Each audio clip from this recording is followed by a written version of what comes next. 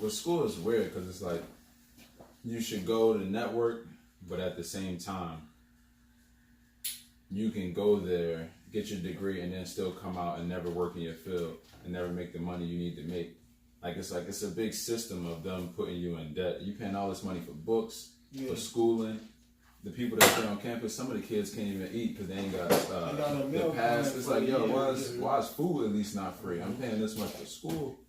Like, what's all the money going to? And then I get out and I can't even get a job in my field that I went to school for. And I feel like even in today's age, it's like we got the internet. You have all these different avenues. Like, there's a coach for everything. Mm-hmm. You want to speak, you want to learn how to cut hair, you want to do whatever it is, you want to learn how to copyright. I'm learning how to code right now. Mm-hmm. It's free courses and stuff out there. It's like, I feel like school's going to start, they're going to change something up at some point because now you don't necessarily need it. And I don't think they should be necessarily pushing kids out of high school to go because they're not properly prepared anyway. That's true. So I wasn't properly prepared. What he said is true. They call it the freshman slump. Yo, it's a slump for real. And if you're not ready with a plan, they got a meal plan. Yo, this thing is so wrong. Where he said, where you got to pick which one of the meal plans, and that's based on money too. Like he said, and you might get like 2 meals a day and 1 snack. So now you got freshman slump. You used to how you living at your house where you can eat what you want. So you got a certain amount of time, like you said, to swipe it. You be swiping it, and you don't got no money for nothing to eat for the rest of the year. So you be jumping off of somebody that's staying with you. Yeah, so the thing is that we don't. It's not prep for them to go to college. Right. If we knew that, then we would discipline our children to prep them for college. But even in college, it's teaching you how to get a job. Yeah, but you know what's the good part about that is budgeting. It teach them how to budget, how to maintain. That's not high school need to be doing. They need to talk about taxes. They need to be talking about budgeting. I don't know. I'm just learning that stuff. They should be teaching you about credit, how to buy a house. Yeah, I think that should be in high school. Like that should be like number one, establishing credit.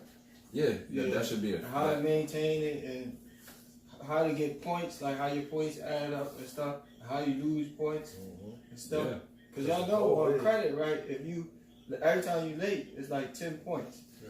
That's taken off of your credit line. So if you getting up there, then you keep getting late. The student loans 10 will kill a lot of credit. Student loans. Student loans is wild. So you can't get rid of credit. Yeah. Like if you don't pay them off, that interest, you keep that for your life. Yeah, like if you don't pay them off, or like, cause it's like for instance, like me, I was paying on my student loans for a while. Once you stop paying on them drinks, your score will go up once you're paying on them. Then it'll drop super low once you stop. You miss one payment, it's gone. Yeah, it's 100. 5 payments, points. It's gone. And you miss one payment, it's 100 points. It's crazy. You're paying all that, and you're not even making the money you want to be making that you went into school for. You know what I'm saying? It's crazy. Like even with the I don't know. This is in every school, but like the school I went to when I first went to Memphis is like you have a business teacher that don't got no business. It's like you teaching me about business, but you ain't got your own business, and it's like, all right, it ain't making sense to me. It's not adding up. Like, hold on, it's like let me come in here with you. You got a business. I can learn from you. Let me pay you. I was telling my son that the other day. I got my son. He's in school to be a nurse, right? But he doesn't. I don't really want to do this. So I asked him, like, what do you want to do? I don't know. I said, until you know, you're going to do this. You know what I mean? He said, well, maybe I'll switch and go to business school. So I was telling him, like, when I first went to college, my major was business management, right? And it wasn't until I was probably halfway through the first 2 years. And then I realized I switched my major because they don't actually teach you how to run your business. They teach you how to manage someone else's. It's business management. You know what I mean? And there's nothing wrong with college. To me, I think certain jobs you should have the training. Whether you're like a lawyer, a doctor, a nurse, you need that training. You don't want somebody handling your stuff that isn't qualified. But some of these things, business management, is like, you know, I get a job in Foot Locker and I make $50,000 to manage Foot Locker's books. Like, that ain't worth the money. You know what I mean? It's like people when I was a kid, they tried to sell me on you need good benefits and fuck them benefits. Like if I'm not making no money, what is it that's not helping. It's not benefiting. Yeah, it's not really benefiting. I need to make real money. But they got like, all right, based on the field that you go in, that determines your salary. Like associate's degree. So if you go to college for associate's degree, the max you gonna make is like 25 to 30,000 margin. If you get a bachelor's degree and a master's, that determines how much you can dictate for your pay. Like I got a master's, you gonna pay me $75,000. But even with that, I see people that get masters and then work for less. You end up having to do that because you can't if you don't have experience. Like I have a friend of mine. As long as from high school, she's been working. She worked at every job she's worked at. McDonald's, Burlington Coat Factory, any job, she ended up being a manager. No college degree, nothing. And when she decided to go back to school, they looked at her job history. They gave her an associate degree just based on her job history. And that's why I be trying to tell her, like, yo, man, like if you really work and you hustle, you can make moves just based on your experience. Because you don't need to go through the intern process. Yeah. You already know how it's like in the field. But so when you telling somebody they went to school and all they did was school, and then they get their masters and they come out, and then they're like, look, I should be making $75,000 from the door when I come out, or whatever it is, and then they're getting job offers of $40,000 and $30,000. You're like, what was the point of me going to school? I can't even pay the student loan back. You know, it makes no sense. So that's why I'm always big on entrepreneurship. Because you saying your salary don't match the debt. So I can't. It don't even match the work that I put in. Facts. You know, so I was in debt. You told coming to bring it's all about, like you said, it's all about the experience and who you know. If I know the right person, they're gonna pull me in because I know them. They know what I can do. That's why they join them fraternities because they promised them employment. Some of the guys in the fraternity, they don't get put on either. Yeah, it's difficult. I know. It's not what it used to be. Yeah, like back in the day, like my uncle and them, they still friends now. Like see, nowadays, guys in the fraternity, once they leave school, a lot of them just leave school and go to work. Or leave school, go back and take your hometown. That's because, all right, some of them be like, all right. See, I know a lot of Pakistanians and Bangladeshis. I know how they be doing certain things. Like they, you know, I remember that we was in here talking to CJ about generational wealth, but you made a good point about that. About like they be having plans. Like I'm gonna do this and set this up for the next one, for the next one, for the next one.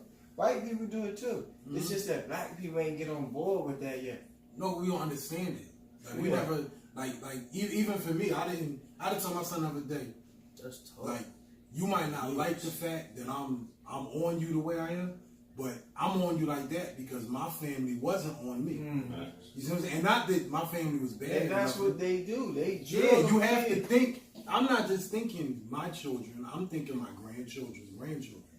We're not thinking that far ahead. They need a system to put in place, and it's like once you learn that system, it's like your job to pass it on. But back to the crabs in the bucket thing, it's like I gotta get mine while I'm here. I need to be balling. I need to look the part. Right. I need to look the part, even if I ain't really doing it like that. To add to it, back to your original statement, your opening statement about technology. Technology is the one that's killing us. Because you don't like your job, we got a machine in place.